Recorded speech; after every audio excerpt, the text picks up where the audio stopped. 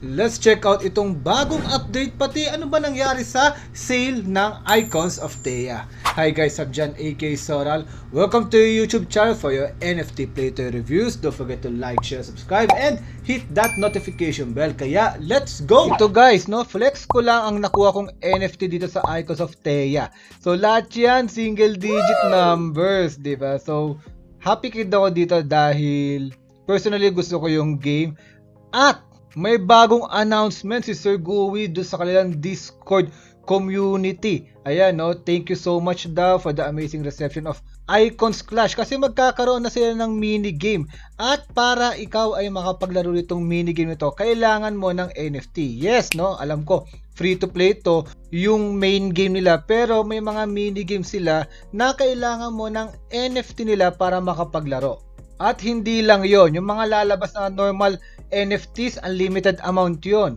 Itong mga Genesis NFT ay very limited at magiging scarce siya in the future.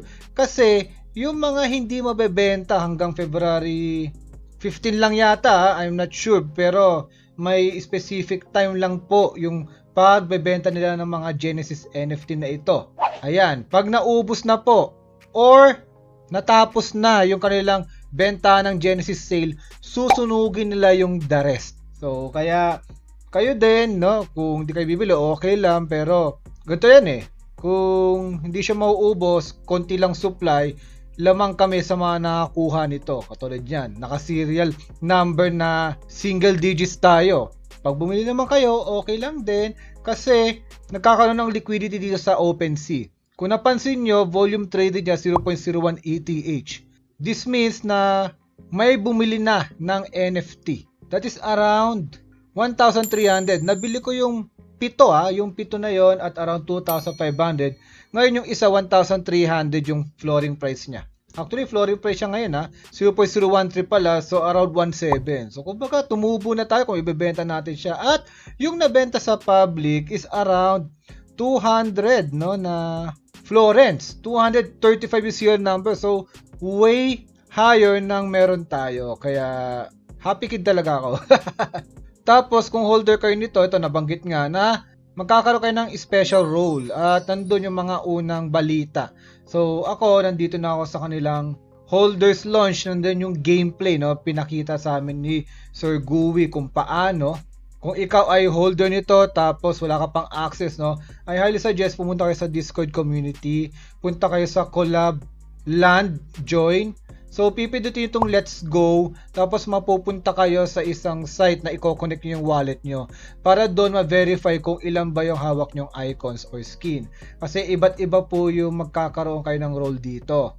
For example, pag isa lang yung icon mo, icon holder ka. Ako icon base set ako. So pag 50 icons ka, icon enthusiast.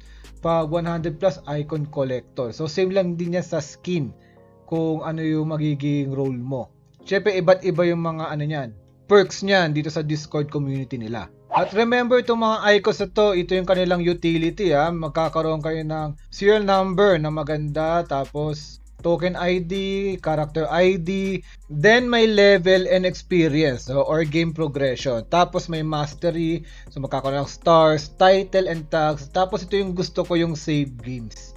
Yung skins naman, syempre may mga ID yan, then iba na yung magiging features o yung appearance mo. Yes, palamuti siya, pero remember sa mga games right now, kahit hindi NFT, usually yung skins yung mabenta dahil bragging rights yan collectibles talaga yan, lalo kung maging successful yung game. Syempre maraming mga addict, gusto nila pag inilaban nila yung mga NFT sila or mga character sila ay kakaiba sila from the rest, diba? Kaya mapapansin natin na minsan mas rare pa nga yung skins May kita din naman natin dito sa kanilang presyon, mas mahal talaga. At take note yung legendary nila 58 na lang. Okay, nakakaubos sa legendary. Pero marami pa rin dito sa kanilang epic, rare, pati mga uncommon na skin. At abot kaya to 9matic. Wala pang 700 pesos yun guys. And to know more about dito sa project or game na to, we have videos na ginawa natin from the past explaining yung kanilang white paper, pati ito, yung team nila nadagdagan pa din yata At recently nga, no, may sila nag-twitch do sa opening ng pre-sale. So nakita ko, sayang, no, hindi natin nakita sumayaw yung kanilang CMO. Pero pag na-sold out to, mukhang mapapasayaw natin sila. Yan! And as always, no, alam ko medyo cheapskate talaga ito. Pero if bibili kayo ng mga icon or skins or NFTs in general, always remember to risk an amount that you can afford to lose lang. And also, I'm very excited to enjoy itong mga icons sa paparating na minigame nila. So, kamusta guys? Ano mga nakuha nyo? Comment down below. At kung gusto nyo pa ng mga ganitong content, don't forget to like, share, subscribe. Hanggang sa muli guys. Babu!